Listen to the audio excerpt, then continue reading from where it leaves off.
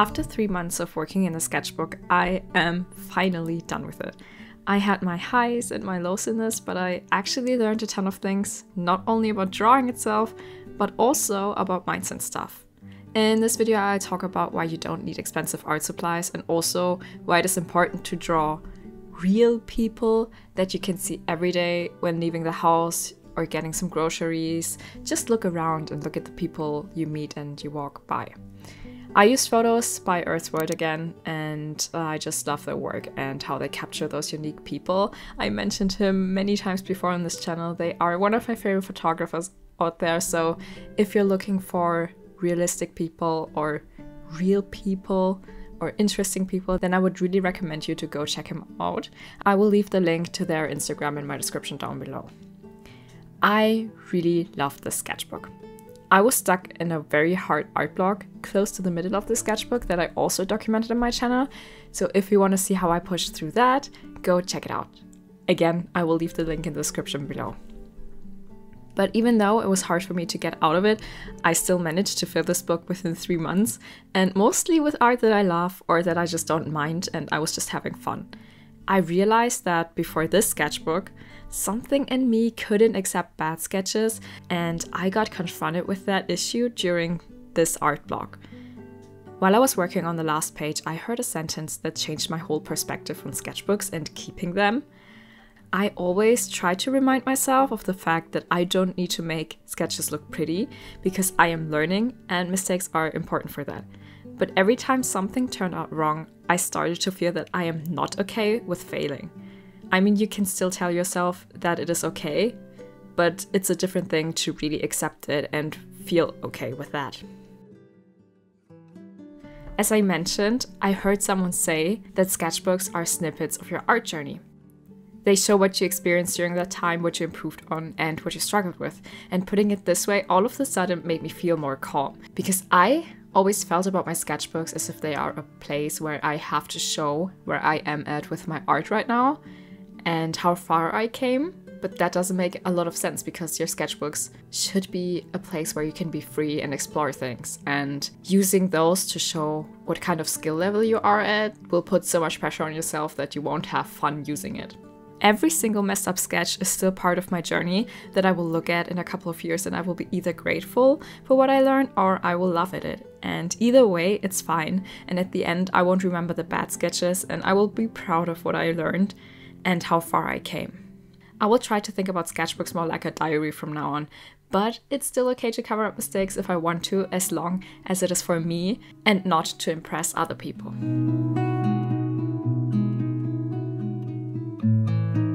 After I challenged myself with the sketchbook that I finished before this one to draw primarily from imagination, I wanted to give myself a lot of freedom in this one. I tried to work on my weaknesses that I spotted in my last From Imagination sketchbook. For example, I noticed that I was always avoiding drawing the feet because I just hate drawing feet, oh my god. So I decided to practice those a little bit in the sketchbook, and I did. I was also trying to make my poses less stiff and make them feel more natural, and I think I improved on that a little bit, but it's still something that feels very difficult for me. I took the sketchbook with me to Berlin. I also talked about this in my art blog video, where I met so many amazing artists that also sketched something in this book, so this is a nice thing. And I finally started to draw in museums, where I also discovered another style of sketching that I would love to explore more in my next one. And by the time this video will be online, I already got a new sketchbook and I'm so in love with it. I already shared it on Instagram because it has this very deep red color, but it's again a sketchbook by Moleskine. Something that I noticed while working on my final spread, which is the spread you can see in the video, is that I tend to use mostly cheap art supplies, and that made me thinking. The most expensive thing that you see in this video is my sketchbook by Moleskine. And that is also something you don't really need. I remember when I just started off working with drawing in books, I bought the cheapest spiral bound books with blank pages that I could find. And I used these for many years until I wanted to upgrade the paper. I remember I wanted to start working with Copic markers, but because I couldn't afford those, I just started to use those watercolors that you buy for school.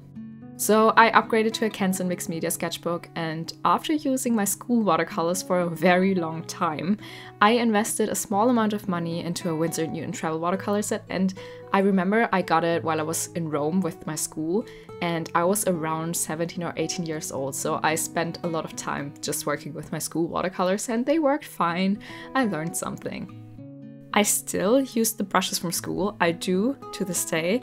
They cost like €2 each, and I think they hold up pretty well. And then I continued practicing. After a while of using the Canson sketchbooks, I then tried different sketchbook brands until I settled for the Arteza spiral bound art pads. They were cheaper than the Canson ones, and I felt no pressure at all to draw amazing things in them. And so I filled them with a lot of trashy art. But I improved so much during that time, so I would recommend everyone to find their own Arteza sketchbook. But I don't recommend the Arteza ones now because they got more expensive, and that is definitely not worth the money at all. I ended up filling 6 A4 sized ones, and they have many pages in them. I would recommend everyone to fill those cheap sketchbooks first without worrying at all about the quality and also wasting materials, because I personally know from personal experience that that is a thing. Without my cheaper sketchbooks, I wouldn't be even close to where I am today. That's also one of the reasons I want to get a cheap sketchbook again at some point. Another thing that I invested in is a good mechanical pencil, but that was 2 years ago, I think, which means I use the cheaper pencils all the time. My favorite art supplies are pencils, ballpoint pens, either the cheapest ones you can find or the ones you get as an ad for something on an event or something. And of course, as you can see in the video, highlighters. I just love highlighters. They are so underestimated. That's all I need for my sketchbooks, and everything else is just pure decoration. If you want to paint with paint, then that is another thing. I know that paint can be very expensive, but also there are brands that aren't as expensive as the high quality, most expensive brands. So do your research and maybe start with those. On this spread, I used 4 different ballpoint pens, but I got 2 of them for free at events, and I love to sketch with them so much.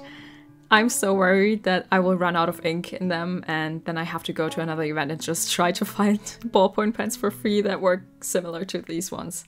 The other 2 I bought to get darker and thicker lines, and they cost around €3 to €4 each, so they are kind of expensive for ballpoint pens, but still pretty cheap compared to more expensive ballpoint pens. The colors that I used are highlighters, and I will put some of the sketchbook spreads on the screen where I used highlighters to color things so that you can see how much you can actually do with them.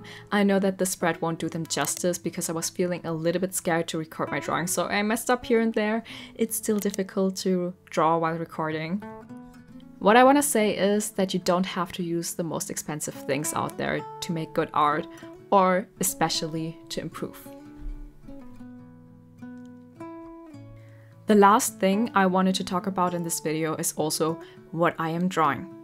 Real, unique, and interesting looking people. I know how much we all love drawing pretty girls we see on Pinterest. They are put together, they are nice to look at, and drawings of pretty girls also are pleasing to look at. But I personally think it's way more interesting and beneficial to draw really unique people, and also real people. While I was drawing in the museum in Berlin, I discovered a new artist that I ended up loving.